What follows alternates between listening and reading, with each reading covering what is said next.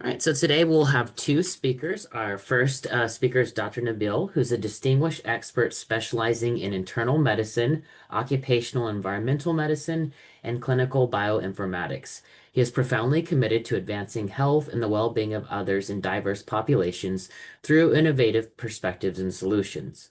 His work focuses on identifying risk factors associated with climate change and other environmental determinants that affect human health and disease, particularly within the realms of occupational health and environmental medicine. A key area of Dr. Nabil's expertise involves the World Trade Center Health Program, where he applies his knowledge to improve outcomes for individuals affected by the World Trade Center tragedy. Additionally, he is deeply invested in exploring the impact of climate change on the health of working populations and addressing occupational and environmental diseases. As a pioneer in integrating information technology into healthcare, Dr. DeMille leverages artificial intelligence, large language models, and unstructured data analysis from electronic health records to revolutionize occupational and environmental medicine practices. His groundbreaking use of AI not only enhances diagnostic and treatment protocols, but also facilitates comprehensive data-driven strategies to mitigate health risks in diverse work environments. Through these efforts, Dr. Nabil is at the forefront of promoting systemic changes that foster a healthier and more sustainable future for workers globally. He also takes pride in producing the American College of Occupational Environmental Medicine's podcast, OpPod, which delves deeply into topics related to the field of occupational and environmental medicine. Our second speaker today is Dr. Perkison. William Brett Perkison is an assistant professor at the University of Texas School of Public Health in the Division of Occupational Environmental Sciences, assistant medical director of the UT Health Science Center Employee Health Program, and residency director of the school's Occupational Environmental Medicine residency. He is board certified in both family medicine and occupational environmental medicine and in active clinical practice as well. His areas of research interest include disaster response, heat stress, and diabetes prevention in the workplace and in school-based settings, as well as improving electronic health records to identify occupational and environmental exposures as non-medical drivers of health. And so without further ado, I will pass it along to our speakers. Thank you both. Uh, Thank you, Wes. I really appreciate that, the introduction, and I'm really looking forward to having a conversation with you all. This particular topic, I think I presented at the residency at UT Health a couple of months back, and then I think Brett invited me to talk to you guys about the work that you all do, and it's inspirational in the sense of what you all accomplish. So I'm hoping that this also resonates the new area that we can explore together, lead to more advances in understanding human health and also improving human health. And that's always a focus of mine, for sure. So the idea is to really start to see the AI, of course, as a buzzword now, and how it has impacted at least my work and how it's impacting others in the field. So I always enjoy case. So this is a real life case, but with the name changed. I've been part of employee health at the institution for a while. And then I worked during the COVID and looked at many patients, many employees who suffered from injury at work. And then, so this case was gleaned from that. It helps illustrate how we're incorporating AI into practice and what needs to be done. My journey started almost 8, 9 years back here at Sinai. I'm here 10 years now. And one of the things that I've done is because of my interest in occupational medicine, low back pain became my friend for a very long time. So we did research in lower back pain cases and tried to figure out how we can make things better for the patient suffering from acute or chronic or acute on chronic pain. So 43-year-old Sally is a OR technician. She slipped and fell early in the morning while preparing an OR case. And then we saw that floor was just recently wiped, and she just slipped. She basically injured her back and had significant pain and discomfort after that. It's very common to have herniated disc after a fall or injury. So you're seeing in the right an MRI image which shows basically a disc that's basically protruding, inserting into the spinal area where the spine is, where the spinal cord is, and basically causes numbness and tingling. And this is like a cartoon representation of what exactly she's experiencing. It's a pretty severe pain that people go through. It's very unrelenting. It's acute problem. The challenge is to find these patients early on, get them treated, and most of them do really, really well, and then they get back to work. The challenge we have most of the time in lower back pain cases is we don't see them early on, and they go through a lot of different treatments and modalities and ultimately become impacted by chronic pain. And it's not like a simple problem. It's a very complex problem. There's a lot of us who have a significant lower back pain issues throughout our lives. It's very common. It's common than any other condition. Every one of us see it in the clinics as a primary care doctor, as a specialist. So, and there's a bunch of them. There are degenerative disc disease, scoliosis, spondylolisthesis. They're all fancy names for low back pain. So, and each treatment is different for each modality. So it becomes a very big challenge to take care of lower back pain. It's part of the big practice, and people spend their whole life treating low back pain, and it's not enough. The challenge we have is it also causes significant amount of disability. So anything we can do to help these individuals, we can certainly, it will be helpful to reduce disability in the workforce, disability in our patients, and they can be functional in the society. As you can see, the arthritis, lower back pain problems are a leading cause of disability in most cases, beside the heart disease and other musculoskeletal conditions. The challenge for lower back pain, as I was just describing, that it's not a singular phenomenon.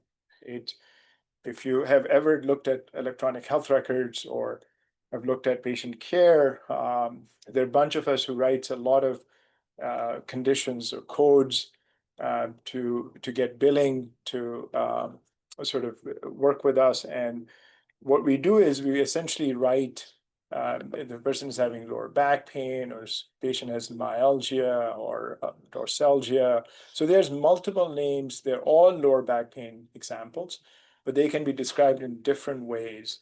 And that's how we code. So if this particular slide actually shows you a number of IC10 codes that we use, and it becomes really, really complex. So this particular one code does not describe what the person is going through. We could have muscle spasms associated with myalgia, with lower back pain, so it becomes really complex. But when we code, when we write our notes, we write our findings, we basically put it in a one bucket for people to bill it or to bill the visits. And that becomes really challenging for research purposes, really challenging to understand the trajectory of the cases, really difficult to understand outcomes. One of the challenges we had during the early part of the work that we did, Lizanne was the primary author on this study. I basically partnered with a physical medicine rehab group here at the institution, and we looked at primary care doctors who are treating lower back pain. We basically gave them the tool in electronic health record and asked them to basically use the tool for their lower back pain patients. And these patients are suffering from acute low back pain. And we build the tool inside the electronic health record. The tool itself helps the provider write a prescription for return to work for these individuals. But guess what? The intervention group who got the tool ended up writing more prescription for return to work. And the control group who did not get the tool did not necessarily wrote uh, return to work prescriptions for their patients. And one of the things that is very important for you to understand is if you can get these people who are suffering from acute low back pain active early, there's a much more better chance that they won't have chronic low back pain um, during the trajectory. So that was the intent. But the problem is that we don't understand that the pain that they presented with, because of the codes that I showed you earlier, does not give me a good idea if it's acute low back pain or chronic low back pain. So one of the criticism I got from the study, from the providers who were treating lower back pain, is that, Ismail, you don't understand my practice. You don't know about my patients, and you're not there present to see that they're suffering from acute low back pain or chronic low back pain. Our tool is focused on acute low back pain because that's where we can really make a difference for our patients.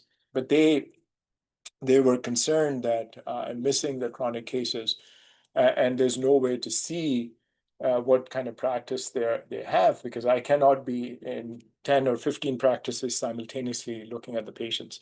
So it's very hard. And then chart review, you go back in time, you basically look at the cases, and it was a monumental task. I looked at 81 provider practices with thousands of patients that were seen during that time. So at that time, we were starting to hear about this new kind of thing that we can do, artificial intelligence, deep learning. Um, Humans can do better, but machines can do even better. So that was a promise that was made way back, a couple of years back, and we started to change things. One of the things that were really interesting was this natural language processing. So in a way, the machine can read what we write. And that's what the purpose of natural language processing. It can also write, it can put it in numbers, and then it can do prediction, it can do all sort of different cool things that we were. If you can dance, you can give it to the machine and they can dance like a ballet. Um, but the challenge in practice is we are not similar. We don't write similar words. We don't describe our patients similarly. So it's a challenge for all of us. And so if you read this, this is 24YF with LBP multiplied by 2 days referred to PT, follow FU, and in 2 weeks. And this doesn't make sense, right? Unless you are part of the lingo. And so this particular thing is very simple, deciphering this information into, this is a 24-year-old female presented with low back pain for 2 days, has been referred for physical therapy, and follow-up is 2 weeks requested. So it's an acute low back pain case. But the problem is it's been written in a way, because we were short and we write pretty quickly and we want to get to our next patient, so we don't really pay attention to how we write. As long as it makes sense to us, we move forward. And for most of us, we're so used to this language that we can decipher this in just milliseconds. But for a computer to go through this process, it was a monumental task. It was not possible. So we design our natural language computer. We basically build it on a scratch. This is also another part of natural language processing, which is called neural nets. So what neural nets does is basically it's part of a brain kind of network where the neurons in our brain are connected. In this case, they are nodes that are connected to each other. So every single time an information or data passes through these nodes, it gets assigned a new number, and then they assign the new number. And at the end, we basically infer a classification about the problem. So in simple words, to explain this, I want to see if it's a picture of a truck or a car, it basically comes in, it makes a determination. It looks like a car, but it could be a truck. But then it fires up another signal, and then it goes through multiple steps to say, is it a car, truck, van, or a bicycle? So I know it's very intuitive for us to look at the car, look at the thing, and we already recognize it. It's a truck or it's a car. It's not a bicycle, but for machine, it's a very, very tedious process. So you needed more processing power to make it work. But we are building something now that is much more intuitive and much more simple than what we had initially in the past. So this is the initial example of neural nets that I'm describing. But let's come back to our world. As I said, that we don't talk about the things in a similar way. We talk about lower back pain, we talk about spasm, we talk about sciatic. We use Xanaflex tablets. This is like a muscle relaxer that we use to describe pain. So there's a lot of ways that we describe lower back pain in our electronic health records and our charts. And that becomes much more challenging for a computer to understand. And thus, they struggle with our lingo, our work. And the other thing is I mentioned earlier is that ICD-10 codes, which we use more frequently, which is standard codes, are not really reliable. So it doesn't give you a context of the case, doesn't help you understand things, even though it should describe a condition, it doesn't. And it's not considered reliable. And most of the time, what happens is the patient complains of things, and then we have multiple codes that we put in, but they're all not representative of the condition that the patient is describing. And things changed, like in a couple of years since I started doing this. 2017 is the paper that really transformed the computer industry or AI work that we all do. And just to simply remember this is the power is primal. If you ever never watched a Transformer movie, you should, because that's what they call it. It's a transformer architecture that actually changed the way we think about AI. And all the new AI tools that you are using or thinking, or the buzzword is, it's all built on this architecture that's showing you. And it's called a transformer. So it was published by Google researchers in 2017. Attention is all you need. What they did was they actually not only remember the words, what comes next, the machine remembered the word, what come next, but it actually can, once it has the sequence right, it actually can translate or decode it in any other language, just based on the words that come in sequence, which is a groundbreaking thing. So in humans, we can remember the context, we can remember the previous words, and we can say things that what comes next. For computers, one of the most hardest thing to think, to do, and Transformer basically changed that. And I'm simplifying this in people who are computer experts in the audience that might not appreciate that, but I've been simplifying this more for a better understanding. It's much more complex architecture, but it gives you a good understanding of how we embed and code and then produce a completely same interpretation of a sentence in a different language. So you can speak German, French, anything you want, just by a click of a button. So Transformer changed the way we did things.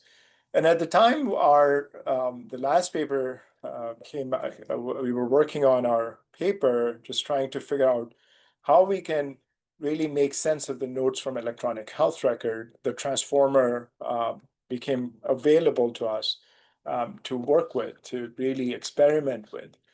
So what we did was we had electronic health record, we did the data extraction like anybody else. We have patient notes now. And then we labeled them. We basically said 1,000 notes of patients have lower back pain.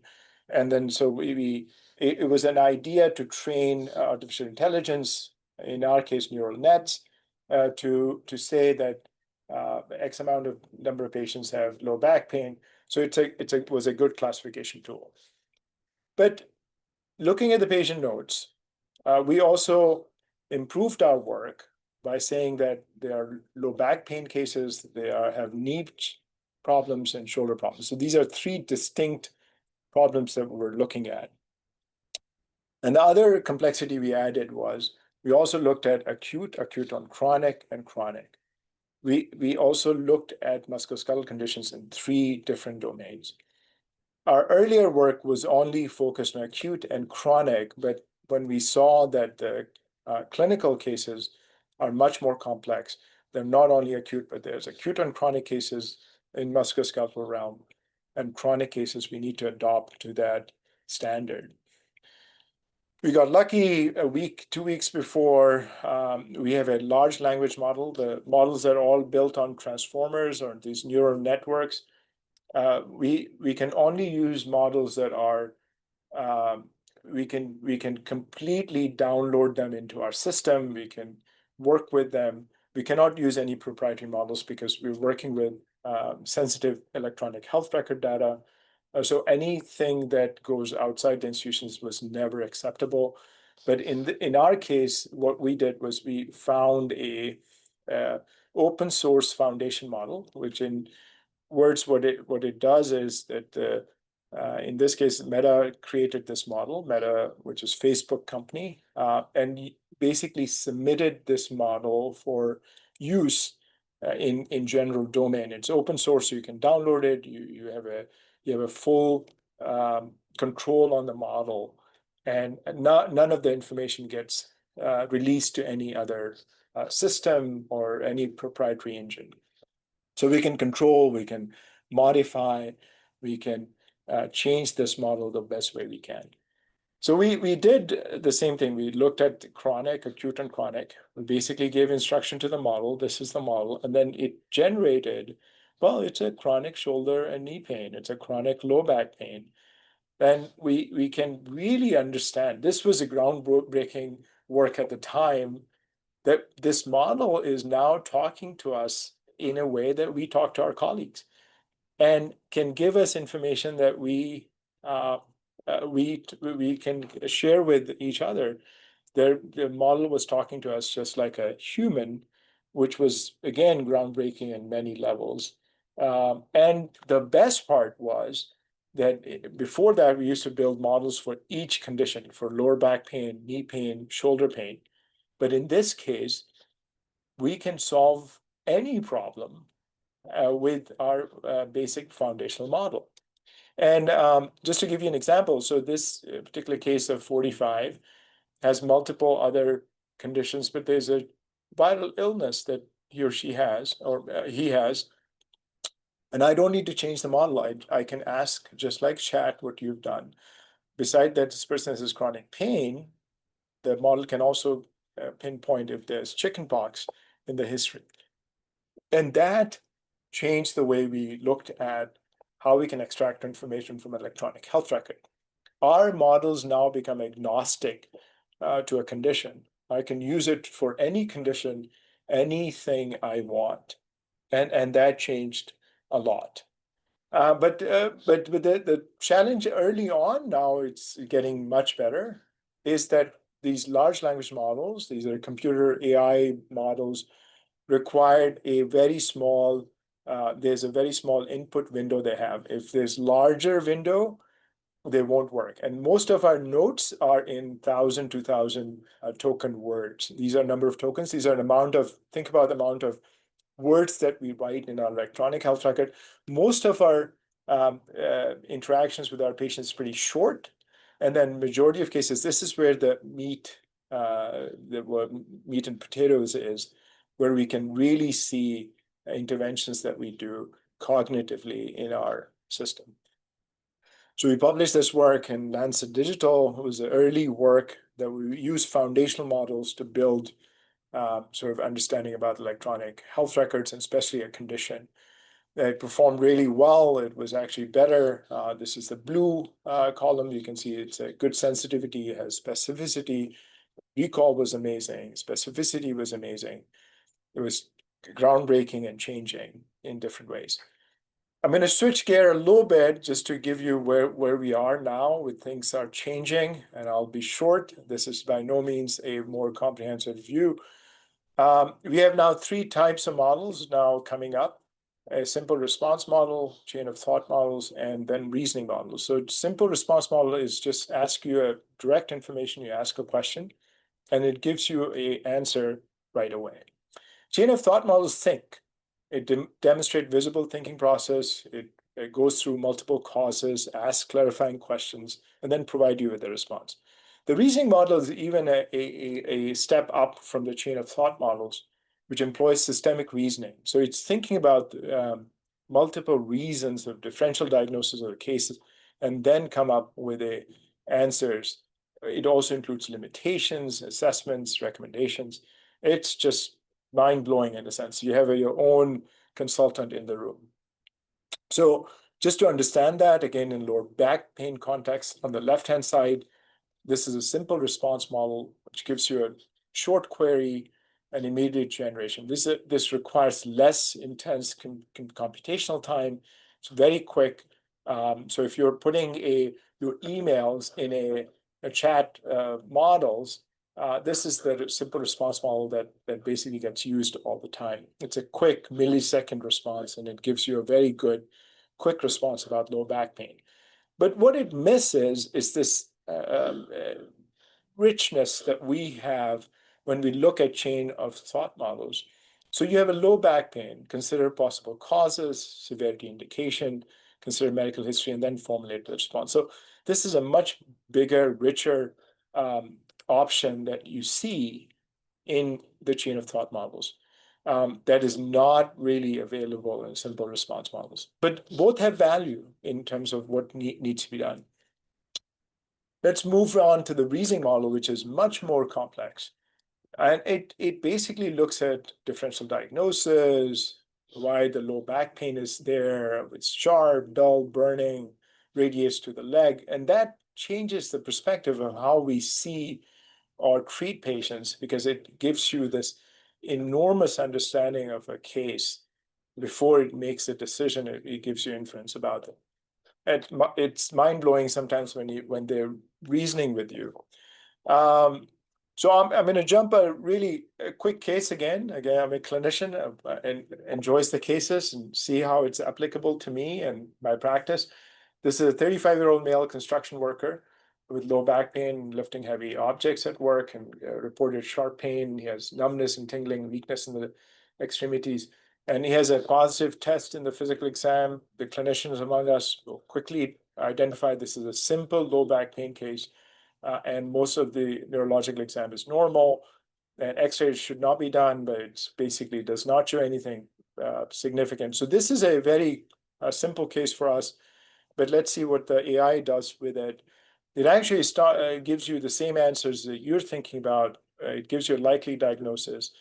And it gives you a sort of a very nice way to understand acute low back pain.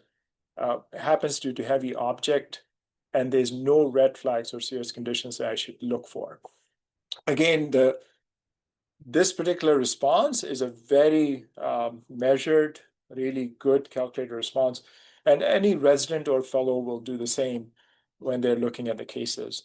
So it's basically doing the job of a physician making a right decision at the right time as you look at the cases. So the complexity is in these large language models that they are trained for a certain amount of time, and then their information gets much older, and it's no more relevant for us to do that. So there's a new method that has been introduced for a couple of years now. It's called retrieval augmented generation, RAG. What RAG does is basically looks at your new information and knowledge source, and then basically enhance the ability of the large language models to incorporate that new information inside. So if you have found a new moon on the Jupiter, that new moon will be part of your lingo in large language models. So you can use the large language models in multiple ways. You can augment their ability to understand things. If you're working on a research, you're working on nuance, understanding, you can actually improve your large language models or AI to think just like you. So this is one example of retrieval augmented generation. There's other ways to do this. You can fine tune a model to really think like you if you want to create just like a copy of yourself. But the one thing that is also changing is not only we are looking at the existing information by large language models, but we are also generating information by using artificial intelligence scribes. We call them ambient AI scribes. This is a paper coming out from Catalyst Innovation at New England Journal. And this is older data in 2024. We actually saw a significant increase of provider using AI scribe. It's cheaper, it's easier. If you've never been to your physician practice and who's using AI scribe, they use a phone and put it in front of you, and you both talk or have conversations, and at the end, it generates the notes and goes into your electronic health record. So seamless data generation is happening as we speak, and it's been significantly increasing over time. One of the things that distinct us from the others in the area that we're doing is we are one of the only institutions that is basically have supercomputers in the institution. We are, I think last I checked, in top 50 ranking in the world of supercomputers. We are 174 in the world, which provides us a very big understanding of how we can leverage data. We use Epic. It's a very common electronic health record that's been used around US. And it's considered like most of the Epic information gets stored in a server called Caboodle, and then it gets translated into other systems. In our case, we extract that information real time and then put it in a called OMOP format, which is used in multiple institutions. So it's standardized information.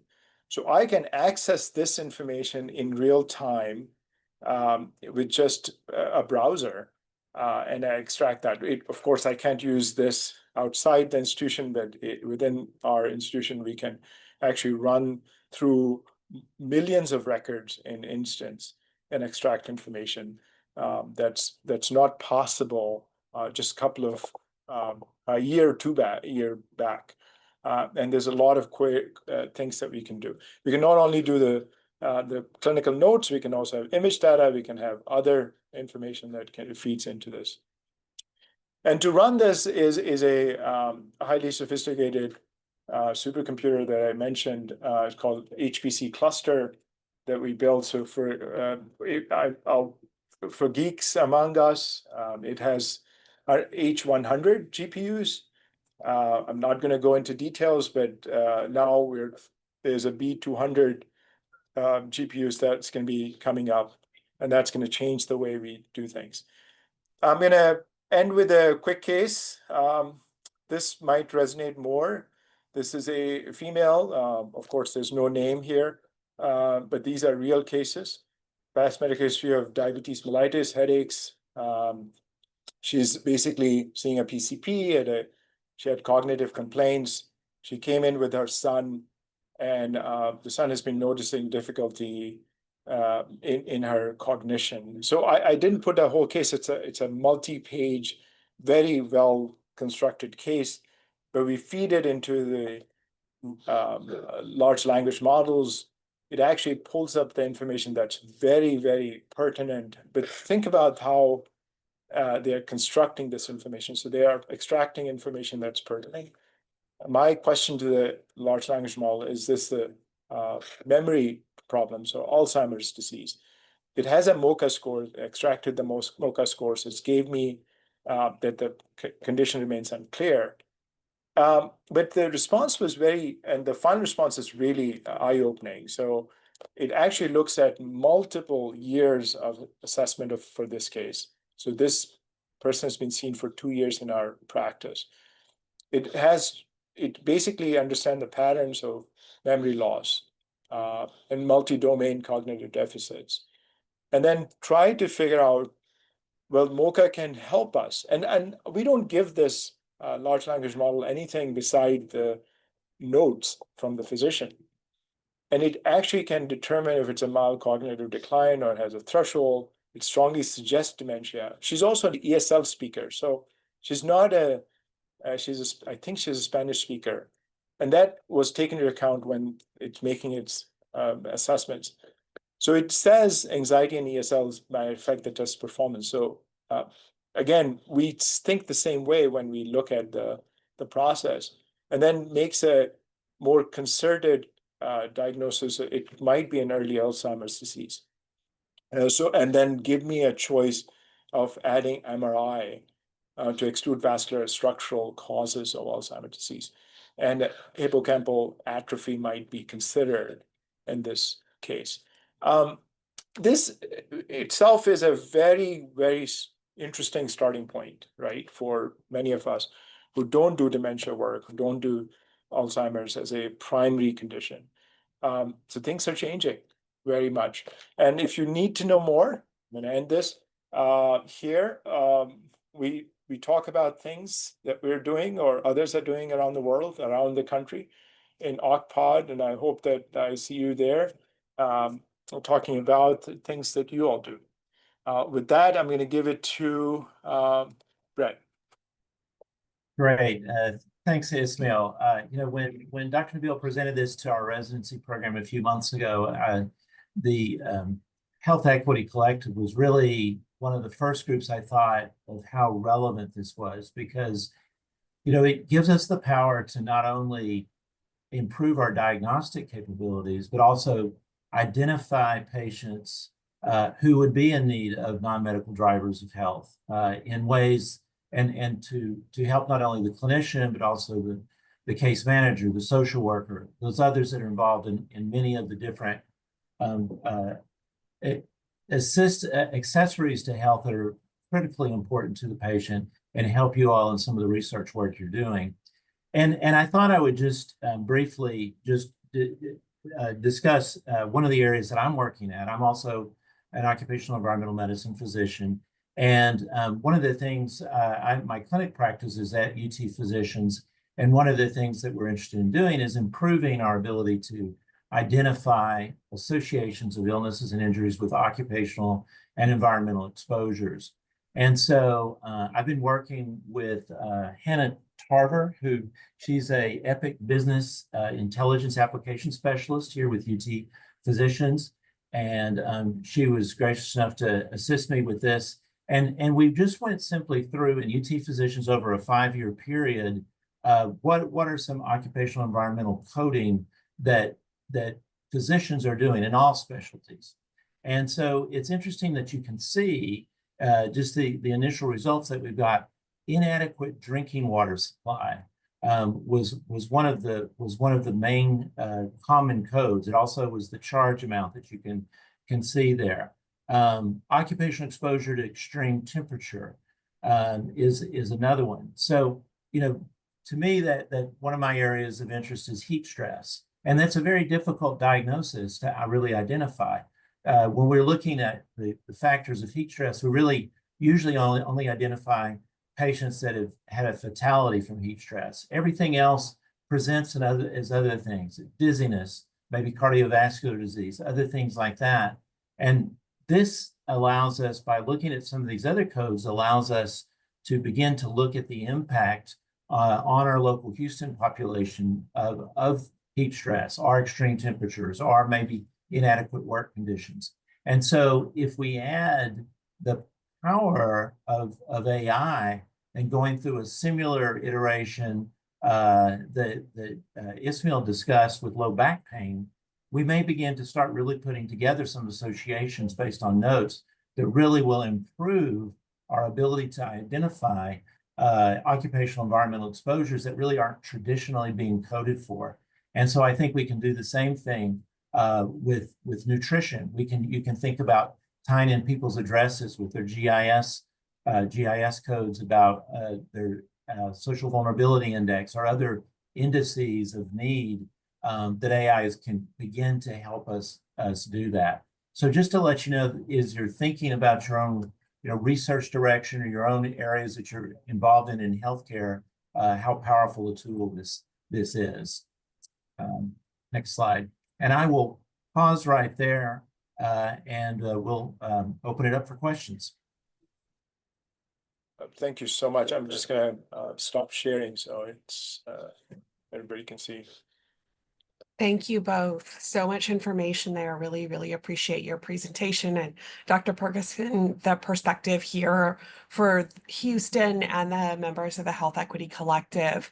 We do have several questions in the chat already, so we can kick it off there. And for those of you who have questions, welcome you to put questions in the chat, and also you can raise your hand, and we'll get to you there. So the first question is, can you discuss what steps are organizations incorporating AI into their medical records taking to ensure the patient data used by AI systems are protected from breaches and misuse?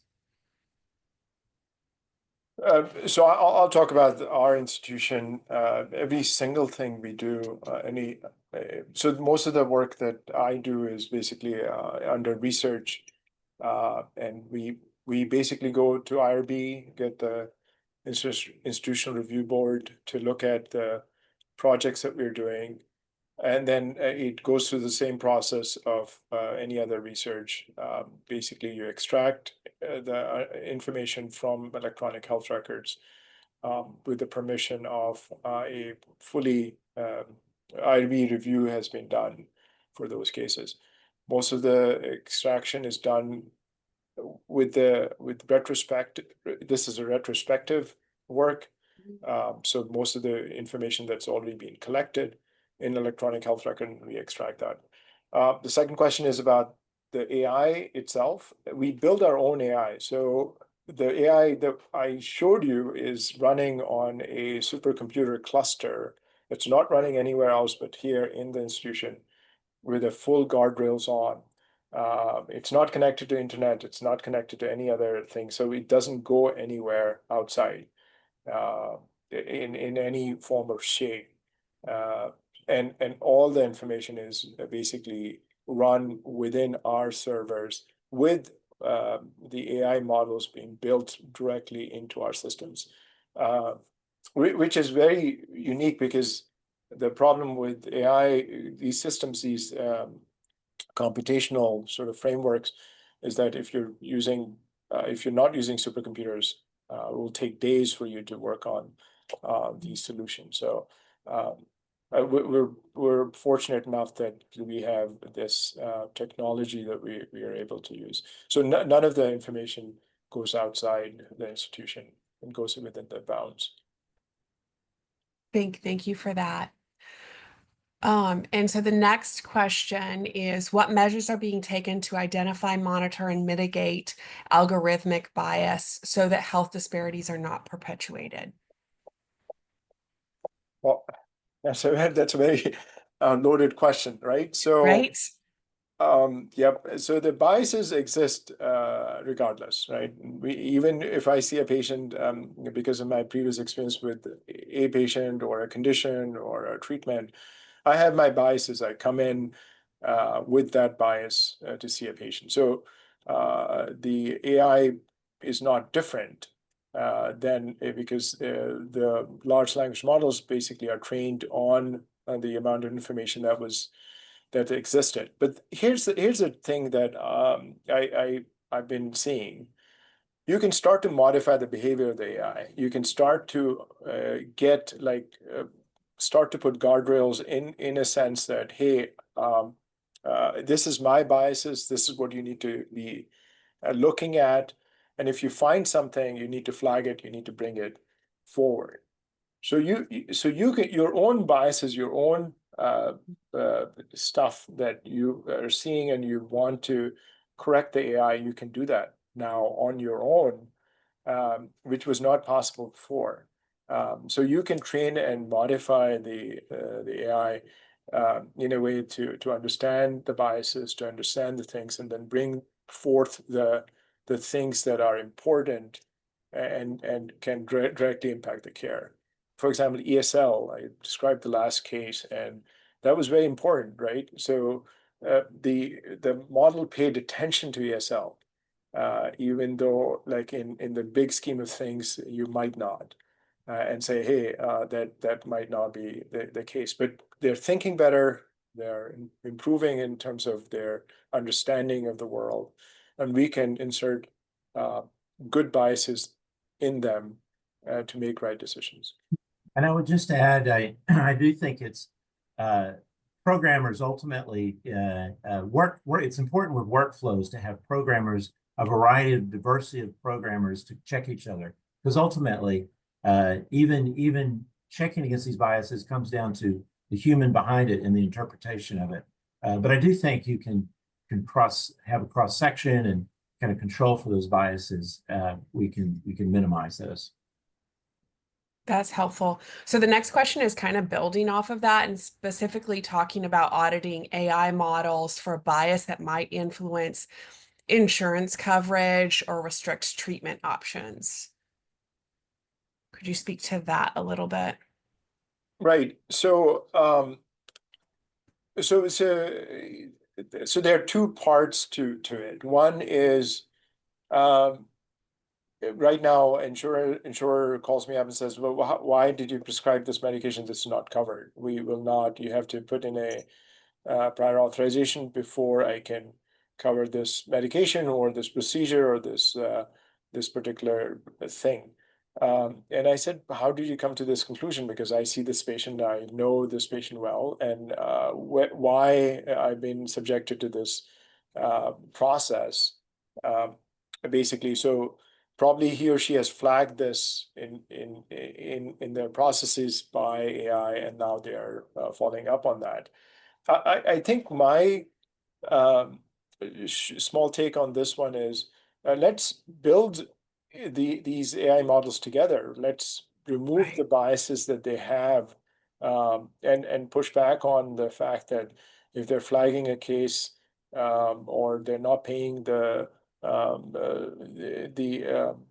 right thing for the case, we need to be cognizant of that. We need to push back. We need to say, this is our assessment. This is the human assessment. And if there's an AI that you're screening for, then that AI need to be transparent. That need to come in because, and I can assure you that AI is not going away. They will be using it in some form or shape or form. But as I have reasoned, I've given you reasons in a sense of how we made the decisions.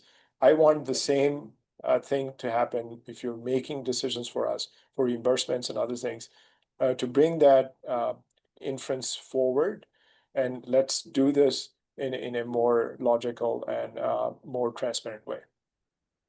And I was just going to add, I do want the audience to know that, when I hear some of these developments with AI as a clinician, I think my heart rate probably goes up a little bit. I mean, somewhat feels invasive. And so I think we really have to, like I say, take the bull by the horns, as we say in Texas, Ismail, to really to understand this and control for it. And I will say, for instance, in the area of workers' comp and occupational medicine, we follow guidelines right now, national guidelines for low back pain, for instance, about when should a worker return back to work. And we actually fight with the insurance companies about this person is not your guideline, doesn't fit in with your guidelines. It's not that. And there really are, I feel like, by and large, guidelines are very rudimentary because they're trying to put everybody into a box. I think if we really try to apply some of these issues with AI, that it can improve from the way things are currently today and the way insurance companies screen it. That's helpful. So the next question is looking at kind of patient access to understanding how AI is using and their consent in that process. Dr. Nabeel, do you maybe have some recommendations based on the work y'all have done on how to approach informing patients and the consent process in this? Right, so let's take example of ambient AI. I told you that we use ambient AI. In New York State, I was told that you can record a person, you need permission of one person, either the recorder or the person being recorded.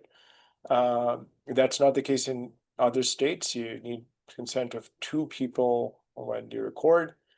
So I think for me, I'm very transparent in that sense. Like if I'm using ambient AI or Scribe in my practice, I bring the phone up, I put it in front of them, I tell them, I'm going to record this conversation and it's going to go into electronic health record when we're done. And they were always surprised by me saying that, saying how this is possible. And you actually show them, in a sense. It becomes such a like a interesting conversation that they are more forthcoming to work with me. We're still experimenting with different vendors, of course, but when the process is transparent, I find the people are much more receptive to that. And I think that's the way to go. It definitely it has a role in our practice because we all feel the burnout. We all feel that there's so many patients that we have to take care of, and we don't have enough time to record and write. And it allows you to give you more time back. Yeah. So that's the immediate impact of being transparent. Put it in front of the patient, let them see what's happening, and they're much more receptive to that. That's helpful. Thank you. Building a little bit on the work that you have done and the way that the physician's notes have been picked up, have you all begun to incorporate notes from other healthcare workers like the nurses, community health workers, etc.? Any recommendations in that space, particularly for the Health Equity Collective? A lot of the work that we're doing is kind of more looking at enhancing team-based care and coordination of care, even from healthcare to community-based settings. So I'm curious about that. And So somebody else's too. anecdotal, basically. So when it picks up the notes, it doesn't discriminate between nurse, physician, nutritionist, other things. So, but I want to look at specific notes. So we filter down to provider notes most of the time. So basically, we can get the more bang for the buck. But depending on how you design the work, what are you looking for? What are your questions? If the question is about nutrition, and nutritionist is one of the primary role player here, I will focus on the nutritionist part and then incorporate other elements from other entities simultaneously. You can build in any way you want. Different parts of the layer, different parts of the system. It's what the question you're trying to answer, and that's what's helpful. In cognitive design, we're interested in neurologists' information. We're interested in. I am interested in people who take care of people, home attendants Yes, and others, and that's could be incorporated now, which was never possible with ICD-10 codes alone. So that's the strength I want to give you. And I cannot look at 1 or 2 notes. I can look at thousands and thousands of notes in a very short amount of time. And just to, answer your question, I don't think currently, that we're accessing these other records from other providers, but it's the time, the next 5 years, we should be able to start doing that the next year, really. I think the time is right to begin to incorporating that and making that a more prominent part of how we're treating a patient, is looking at the dietitian, the social worker, the CHW, all those things. The time is right for doing that. Yeah, for sure. How might this impact training, medical school training specifically? But given the answers to the last question, I would see it impacting training for more than just physicians, right? Oh, no question about it. So, and we need to rethink, right? So students and others are also using the tools. Who can stop you searching on Google, right? It's part of the vocabulary. If you say search, they said, oh, can I Google it? Of course. Now the tools are available. So students are more likely to construct their notes, construct their other things, their learning objectives through using these tools. The real challenge I have as a teacher or as a instructor is how you will evolve to incorporate these tools as part of your learning. Yeah. And I think that's an open question. There's a lot of nuance to this, and people are struggling. So I think there's no right or wrong answers, but I think be open to this and give the chance to the young learners to experiment with it and fail. And then we'll get somewhere that can help them get to a better place. Yeah. I think that's a fantastic note to end on. Together, we need to keep learning. I know that there's more questions in the chat that we haven't gotten to. I will also say on the environmental justice aspect of AI, we have a couple of potential leads of a future learning session in that space specifically because of some of the questions that came up even ahead of this session. So, and I know Dr. Perkins, that's an area of interest for you generally, so we can keep the conversation moving there. So appreciate your time for both of you sharing your expertise with us this morning. And thank you to the many people who showed up. Really appreciate the engagement and great questions. This is clearly a critical topic for us to be on top of as we move forward. Thank you all. Pleasure's mine. Thank you. Take care. It's better.